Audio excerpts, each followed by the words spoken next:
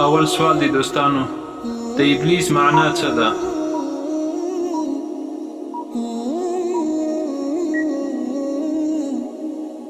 جواب دی مایوسه.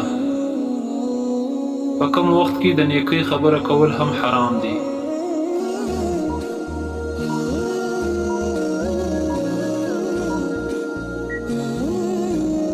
جواب دی د جمعې د خطبې په وخت. د کوم کافر بادشاه په وخت کې جمعه 10 ورځې وه؟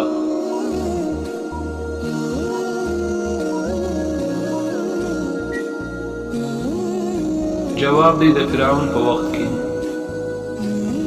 بیت المقدس ته په کومه ژبه کې یروشلم ویل کیږي؟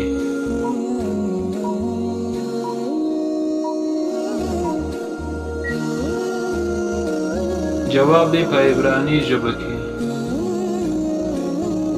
قرآن مجید کې تر ټولو زیات کوم لفظ استعمال شوی دی؟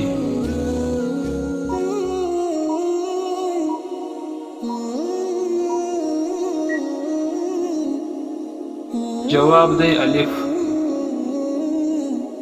په قرآن مجید کې د څو سبزیانو نومونه راغلي دي؟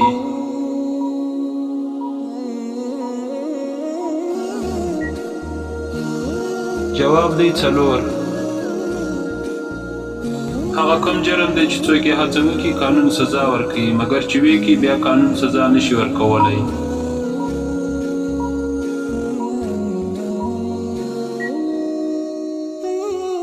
جواب دی ځان وژنه. هغه کوم کتاب دی چې په دنیا کې لیکل کیږي د قیامت په ورځ لوستل کیږي؟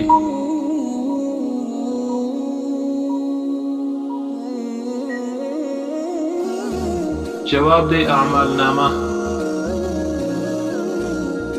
حضرت آدم علیه السلام کوم نبی ته خپل 24 کاله عمر ورکړ؟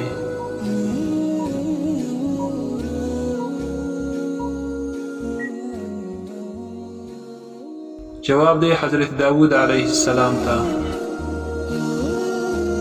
هغه کومه ګناه کبیره ده چې د کولو وروسته توبه نه لري؟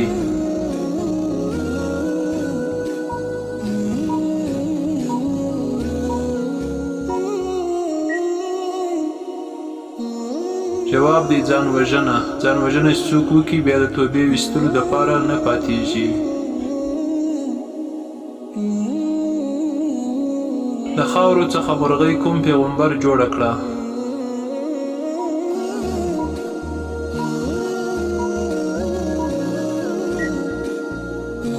جواب دی حضرت عیسی علیه السلام.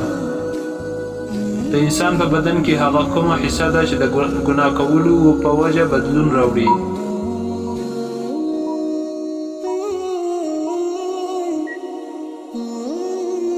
جواب دی زړه.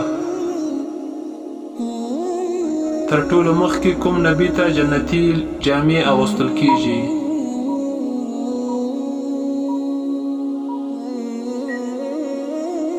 جواب دی حضرت ابراهیم علیه السلام ته.